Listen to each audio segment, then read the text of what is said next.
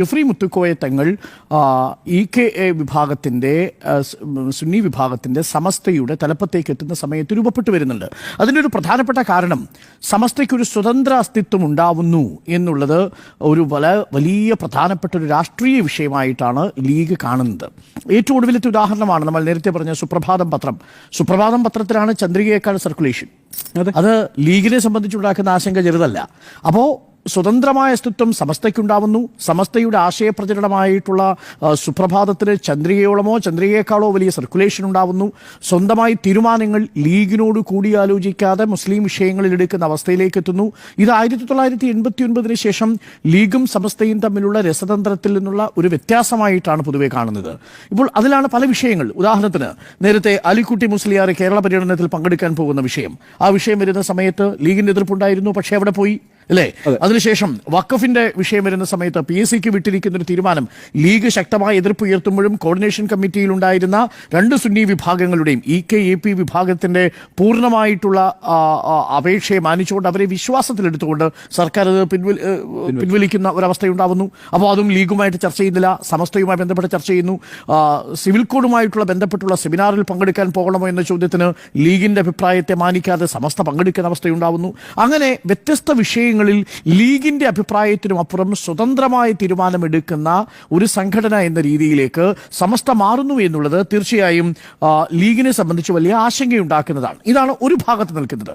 ഇനി ആശയപരമായ ഭിന്നിപ്പ് നേരത്തെ ഉണ്ണി ബാലകൃഷ്ണൻ വിശേഷിപ്പിച്ചതുപോലെ മുജാഹിദ് വിഭാഗം ഒരു ഭാഗത്ത് പ്യൂരിറ്റൻ ഇസ്ലാമിന്റെ ഒരു ആശയവുമായിട്ട് ഈ സലഫി മുജാഹിദ് വിഭാഗവും മറുഭാഗത്ത് മൗദൂദിയൻ ആശയങ്ങളും ഈ ലീഗുമായിട്ട് കോംപ്രമൈസ് ചെയ്യുന്നുണ്ടോ എന്നൊരു വലിയ ഒരു സംശയം പ്പെട്ട് വരുന്നുണ്ട്. കാരണം സമസ്തയ്ക്ക് ഒരു കാരണവശാലും ചേർന്ന് പോകാൻ പറ്റാത്ത രണ്ട് ആശയങ്ങളാണ് നേരത്തെ സൂചിപ്പിച്ചതുപോലെ പൊളിറ്റിക്കൽ ഇസ്ലാം എന്ന ആശയം മുന്നോട്ട് വയ്ക്കുന്ന മൗദൂദിയൻ ആശയവും മറുഭാഗത്ത് പ്യൂരിറ്റൻ ഇസ്ലാം മുന്നോട്ട് വയ്ക്കുന്ന സലഫി മുജാഹിദ് ആശയങ്ങളും. നോക്കൂ, തിരൂരങ്ങാടിയിൽ കാൻഡിഡേറ്റ് ആയിട്ട് KP മജീദ് വരുന്ന സമയം, അതേപോലെ ലീഗിന്റെ ജനറൽ സെക്രട്ടറി ആയിട്ട് PMA സലാം വരുന്നു. ഇത് രണ്ടും സമസ്തയെ സംബന്ധിച്ച് വലിയ അത്ഭുതമുണ്ടാക്കിയ സംഭവമാണ്. ഒന്ന്, ആരാണ് വരുന്നത്? PMA സലാം. PMA സലാം എവിടെയായിരുന്നു ഉണ്ടായിരുന്നത്? സേട്ടു സാഹിബിന്റെ കൂടെ പോയിട്ട് തിരികെ വരുന്ന ആളാണ്.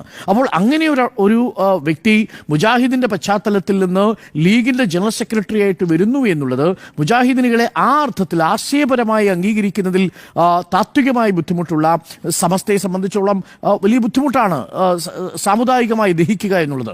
അതിനേക്കാൾ വിയോജിപ്പുള്ള ഈ മൗദൂദിസ്റ്റുകളുമായിട്ട് ജമാഅത്തുമായിട്ട് ഏതെങ്കിലും തരത്തിൽ ഒരുമിച്ച് പോകാൻ അവർ കണക്കാക്കുന്നത് സമസ്ത നേരത്തെ സൂചിപ്പിച്ചതുപോലെ അവർ അന്ധവിശ്വാസികളാണ് എന്നാണ്, യഥാർത്ഥ ഇസ്ലാം മതവിശ്വാസികളല്ല എന്നാണ്. അങ്ങനെ വ്യത്യസ്ത ആശയധാരകളിൽ മൗദൂദിസ്റ്റുകളും ഈ പറയുന്ന സമസ്തയും തമ്മിൽ ചേർന്ന് പോകുന്നില്ല. അവിടെയാണ് ലീഗ് ജമാഅത്തെ ഒപ്പം നിർത്താൻ ശ്രമിക്കുന്നു, അതേപോലെ മുജാഹിദുകളെ ഒപ്പം നിർത്താൻ ശ്രമിക്കുന്നു. ഇതുമായി ബന്ധപ്പെട്ടുകൊണ്ട് ഒരു പൊളിറ്റിക്കൽ കൊയിലേഷൻ ഉണ്ടാക്കാൻ ശ്രമിക്കുകയാണ്. ആ പൊളിറ്റിക്കൽ കൊയിലേഷനോട് യഥാർത്ഥത്തിൽ സമസ്തയ്ക്ക് ആശയപരമായി വിയോജിപ്പുണ്ട്. ഇപ്പോൾ നോക്കൂ, ഈ ചേരുകളിൽ വന്നിരിക്കുന്ന ആളുകളുടെ പേരുകൾ ലീഗ് വിരുദ്ധപക്ഷത്ത് നിൽക്കുന്നത് ഉമർ ഫൈസി മുക്കം ഒറ്റയ്ക്കല്ല, ഹമീദ് ഫൈസി അമ്പലക്കടവുണ്ട്, സത്താർ പന്തല്ലൂരുണ്ട്, മുസ്തഫ മുണ്ടുപാറയുണ്ട്. പക്ഷേ ഈ മുസ്തഫ മുണ്ടുപാറ മുൻപം വിഷയത്തിൽ കുറച്ചുകൂടി കടുത്ത നിലപാടെടുത്തു കേട്ടോ.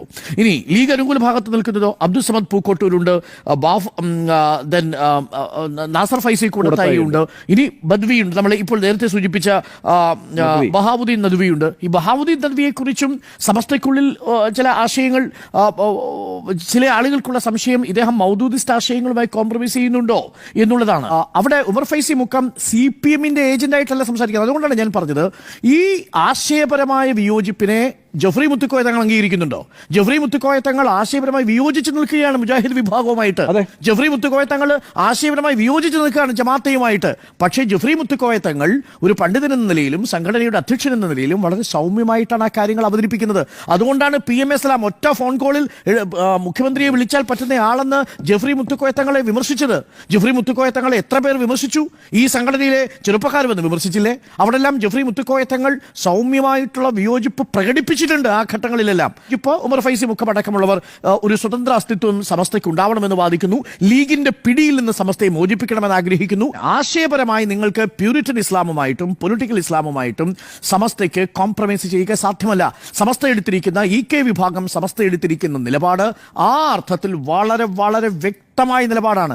ആ നിലപാടാണ് ലീഗിന്റെ പൊളിറ്റിക്കലായിട്ടുള്ള രാഷ്ട്രീയമായി നമ്മളെല്ലാം അംഗീകരിക്കുന്നതും ലീഗിന്റെ രാഷ്ട്രീയത്തെ ആ രാഷ്ട്രീയവുമായി ചേർന്ന് നിൽക്കുന്ന ഘട്ടത്തിലാണ്. അവിടെ ഏതെങ്കിലും രാഷ്ട്രീയ ലാഭത്തിന് വേണ്ടി നിങ്ങൾ മൗദൂദിസ്റ്റുകളുമായിട്ടും മുജാഹിദുകളുമായിട്ടുമുള്ള കോംപ്രമൈസ് എന്നുള്ളത് സമസ്തയിലെ EK വിഭാഗത്തിന് അംഗീകരിക്കാൻ കഴിയുന്നതല്ല. അതുകൊണ്ടാണ് ഞാൻ മനസ്സിലാക്കുന്നത് ഒരു പ്രോഗ്രാമിലെ വൈറസ് എങ്ങനെ കയറുന്നോ അതേപോലെ ചില ഘടകങ്ങൾ ഈ സമസ്തയിലെ ഒരു പ്രോഗ്രാമിംഗ് നിശ്ചയിച്ചു തുടങ്ങിയിരിക്കുന്നു. അവിടെയാണ് ചില ആളുകളെ മൗദൂദിസ്റ്റുകളുടെ ഏജന്റായിട്ട് ചില ആളുകൾ പ്രവർത്തിക്കുന്നുണ്ടോ അവരെ തിരിച്ചറിയണം. അവരെ ചിലർ വിശേഷിപ്പിക്കുന്നത് മൗദൂദിസ്റ്റ് ചാരന്മാരെന്നാണ് കേട്ടോ. ഈ സമസ്തയ്ക്കുള്ളിൽ തന്നെ വിശേഷിപ്പിക്കുന്നത് ചില മൗദൂദിസ്റ്റ് ചാരന്മാരുണ്ട്. അവരുടെ ഉദ്ദേശം എന്താ? അതാണ് ഖാസി വിഷയം ചെറുതായിട്ട് വന്നതാണോ നിങ്ങൾ കരുതിയത്?